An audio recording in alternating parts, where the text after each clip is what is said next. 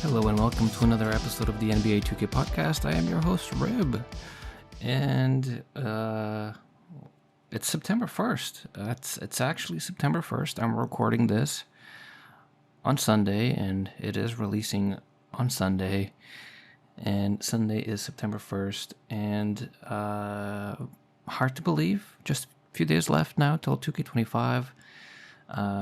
In terms of actual news, there isn't much like courtside reports and videos, but there are a lot of questions and answers over the weekend so far, and we can go through some of those. But before that, I do want to remind everybody that there is a giveaway going on the NBA 2K subreddit, and if you haven't signed up, all you have to do is leave a comment on the Reddit post. That's it. Just leave a comment with your region and your console of choice, and hopefully, you get picked out of the random picker generator that will be in use in about 3 days or so. On Wednesday is when I will close the entries, and then by Thursday we should have the winners. So, link in the description to that, but if you can't go in there, just go to the 2K subreddit. It's one of the highlighted posts, 2K25 launch giveaway. So, there's been a lot of questions that people have been wondering about different things to do with 2K25, and some of these are actually useful. So I'm going to go back to, let's see. I'm going to go back to the 30th, so August 30th, I should say, where the question that came up was what format is Proving Grounds games, because people were wondering if it was going to be up to 21 or first to 50, and we now know that Proving Grounds 5v5 games are full 5v5 minute quarters, and with that information we can assume that all the other modes are the same as they've always been, meaning 1v1s are to 21, and 2v2s as well as 3v3s should be the same. I would assume that if 3v3 Proving Ground games were the same as 5v5 games, that it would have been said in the answers. It could also be a new thing. Maybe 3v3 games are up to 50 or something. We don't know that for sure, but we can say for sure, because it's the only answer that we have, 5v5 Proving Grounds is 5-minute quarters, 4 quarters, so it's like an actual game. In Proving Grounds, your rank is an individual rank, meaning that when you are matched up, I'm trying to think here. Each player is ranked individually, so your own rank is your own rank that you gain by your individual efforts.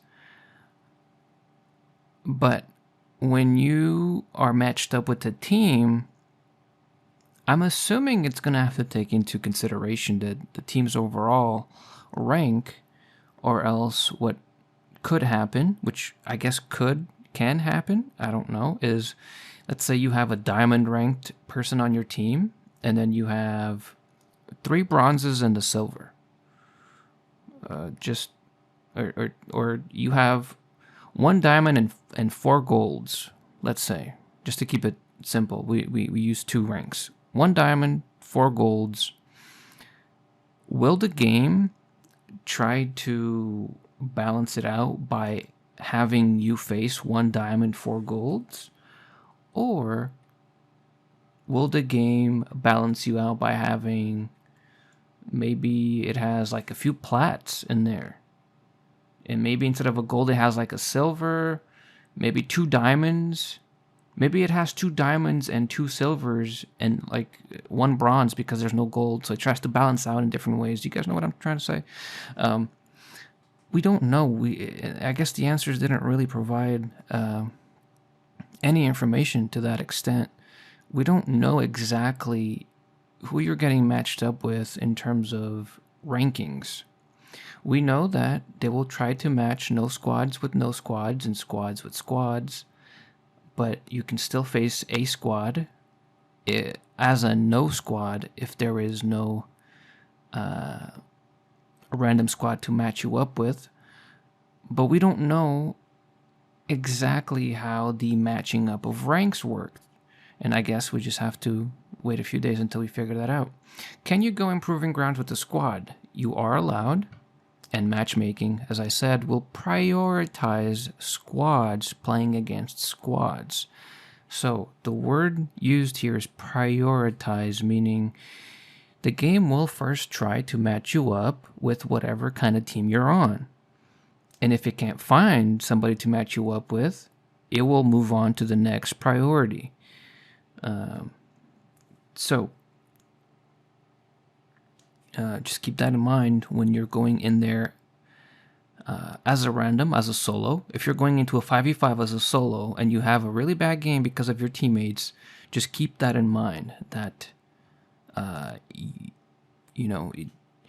you may or may not face an equally bad team because it could be 5 people that have been playing a long time and they'll play a lot better than you with the randoms. Most of the time, if that's the case. Not always, but is there anywhere else in 2K25 besides Proving Grounds where shot meters will be disabled? And the answer is yes. Ante Up and Pro-Am, the shot meters will also be disabled, which in theory, what the news that's going around is by having shot meter disabled, you are limiting or disabling Zens or Titans, which is the device to be able to cheat auto greens. We don't know. We can't. It's hard to confirm for sure if turning off the meter will disable everything. But we can say that some scripts do require the meter for the script to work properly. So I guess there's that. But also, I guess just making everybody be on the same level, hopefully, brings the competition up, right? So anybody that can't shoot without a meter will probably never go into these modes. And that's a good thing for people that are trying to find higher competition and can't go into Pro-Am. So Proving Grounds having no shot meter, it's literally like a ranked rec mode. It really feels that way, and it's not a bad thing at all. Will Park and Rec records reset? Park and Rec records will not reset each season. So 2K24, they did reset. So there you go. Now it's a culmination that you can look back at. How do you join an affiliation in 2K25? So in 2K24, you had to get to like level 10 or something. You had to play 10. You have to win 10 games, not play 10 games.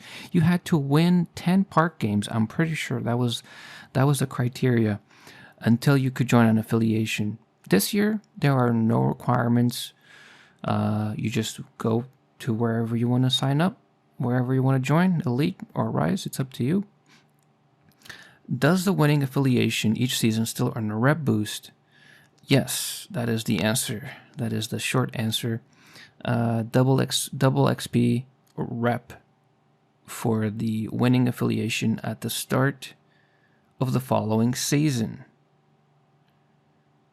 So, depending on whatever event Elite or Rise wins, the following season also gives that affiliation at the start of the season a double XP rep boost. So it doesn't last the whole season, but yeah, good to know that that's still in the game. Where can I use the squad finder? Some people were wondering where you could go to use that new squad finder mode. It's available throughout the entire city, so Rec, Theater, Proving Grounds, Ante Up, and the Event Center, but there isn't one in for Pro-Am, which makes sense. You have to create a team to go into Pro-Am, so there wouldn't be one there, but it does make sense for there one to be in Proving Grounds, so that is good to know. Can you shoot around in Pro-Am before games? And the answer is yes, and you can also shoot around with teammates. So if you play 2K24, you will know that there was no shoot around in 2K24. But in 2K23 there was, and some people were, of course, upset that that was removed, and now it's back. And not only is it back, you can pass the ball and shoot around with your teammates, which I believe in 2K23, which was the last time we had shoot around in Pro-Am, you could not pass the ball to your teammates. Now you can. Little things that I think matter quite a bit. Will Pro-Am games still get bonus rep? Yes. It's based on the team's level. As you progress through the levels, you get more rep until you hit Diamond, which is double rep. That's still the same as it used to be. Okay, I think that's it for all the questions and answers. Let's look at the roadmap one more time. Hey 2K community, are you a competitive player who likes money? Prove it on Gamer Saloon, the ultimate arena for NBA 2K players. Whether you're a pro or just starting out, Gamer Saloon lets you challenge players from around the world and win real cash prizes. So no more playing 1v1s to brag about it. Now you can get paid for winning. Gamer Saloon offers a seamless platform with various tournaments and head-to-head matches, perfect for every level of player. Listeners of the NBA 2K podcast can sign up today at gamersaloon.com/ribpodcast. All one word, gamersaloon.com/ribpodcast. Link in the description. The week of September 2nd is Season 1 and 2K Beats, so that could be Monday or Tuesday. I don't think it's Wednesday because Wednesday is the early tip-off. So I'm going to say Tuesday is probably when we're going to see this. Monday would be something that they've never really done. They don't usually release news on a Monday. I'm going to say it's Tuesday. It could be a Monday. They might make an exception because of the early tip-off being right in the middle of the week.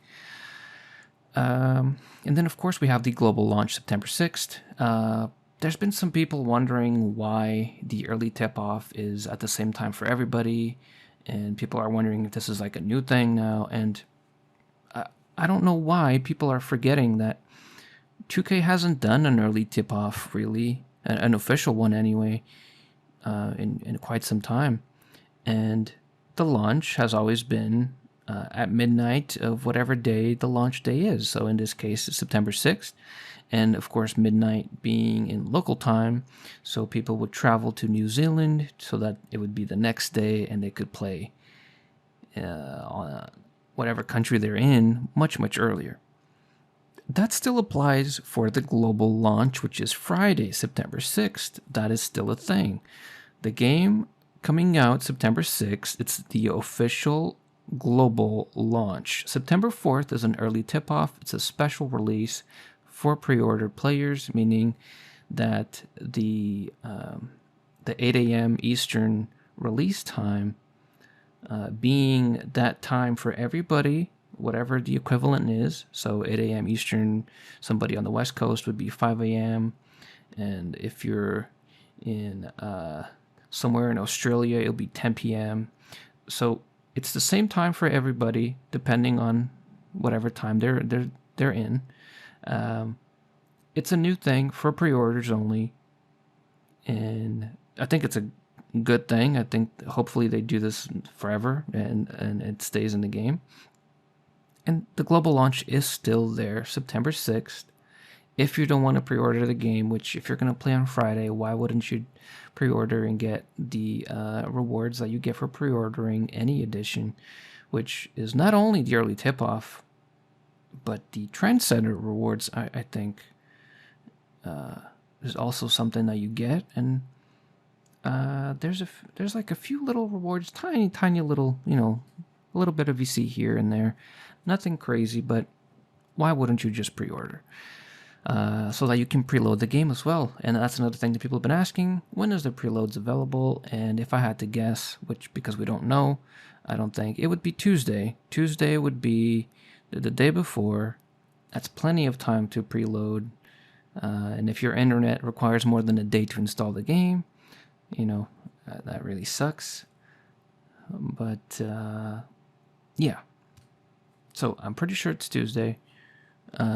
For preloads, and then Wednesday we get to play. And yeah, that's it for 2K25 news. I do want to say I played with Scottie Barnes in the Pro-Am yesterday. And, well, here's a little clip.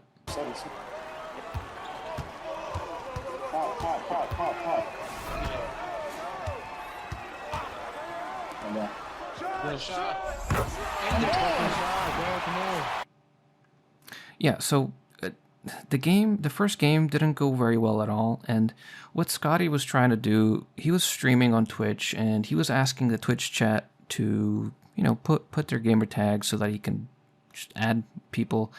So basically, he's adding people, not knowing their position, not knowing if they play Pro-Am, not knowing if they play 2K, really. And unfortunately for us, the first game, we had somebody who was extremely excited to meet Scotty. And yeah, he was so excited that he had 0 points, 0 assists, 0 rebounds, 0 everything. But he did have some turnovers and a few missed shots, and that's basically his contribution. And of course, he didn't last to another game. He got blocked after that game, but I understand the excitement. And then game 2, we lost by 1 possession. It was a last-second buzzer beater that we were not able to make, and we lost again by 2. It was a better game. We had a better team that time, better team composition, people that understood the game a little bit more. Overall, it was fun. It was a good way for me to cap off 2K24. Very unexpected, very surprising. If you told me that this was going to happen, I would have not believed it. Not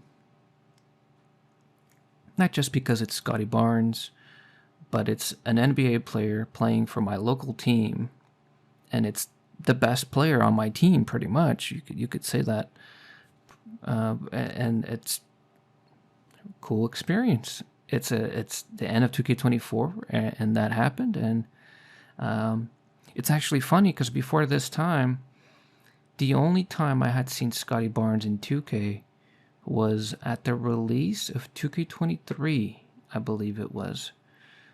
I had the privilege to play a little earlier than most people, and I wasn't the only one. There were, of course, other celebrities and creators that were able to do so, and Scotty was one of those names that I got to see coming out of the subway on the very first day, or I guess the first unofficial day of 2K23, and that was my first time seeing Scotty in the game personally. And yeah, now not that much longer, I was able to play Pro-Am with Scotty, and it was a fun experience. Lots of pressure, of course. It's always complicated when you're playing with somebody that is a presence like that. So he's an NBA player. He's an important person. He was streaming at the same time, and this was his own team. And playing with people like that, if you want to take charge in any way, maybe you want to make your own play, you want to handle the ball a little bit, it's tough. It's tough to not want to give him the ball because he'll be calling for it or whatever the case may be. I really wish we would have won that second game that we lost by 2 points, because that was a very winnable game. Scotty did not play his best that game. I think he went 0 for 8 that game, and you live with those experiences in 2K, because more than being upset at just a random Pro-Am loss, I have to be happy that I got that experience that most people will never have in any sense with somebody of that caliber, somebody of that stature, I should say. He's a franchise player in the biggest league in basketball. He's a franchise player for a team, and that's my team. It's my local team. It was a really cool experience. He was a fun guy the whole time around. He wasn't toxic or anything like that. He was funny. He was competitive. So overall, fun experience. And that's basically how I'm going to end my 2K24 year. Honestly, I don't think I should play 2K after that. I should just end it at, my last 2K game was with Scottie Barnes. And I think that's what I'm going to do. I'm going to leave it at that. And yeah, that's it for news. That's it for now. Next week is it. We just have a few days to go now. Get ready, get a bunch of water bottles, get your sleep in, make sure you're waking up at a good time. If you could take time off work, you probably are. Do that, I guess. Have your fun. Treat yourself. And yeah, we'll do this again very soon. And we'll talk about what we think about 2K so far. 2K25. So, until then, take it easy. I'll see you on the next one.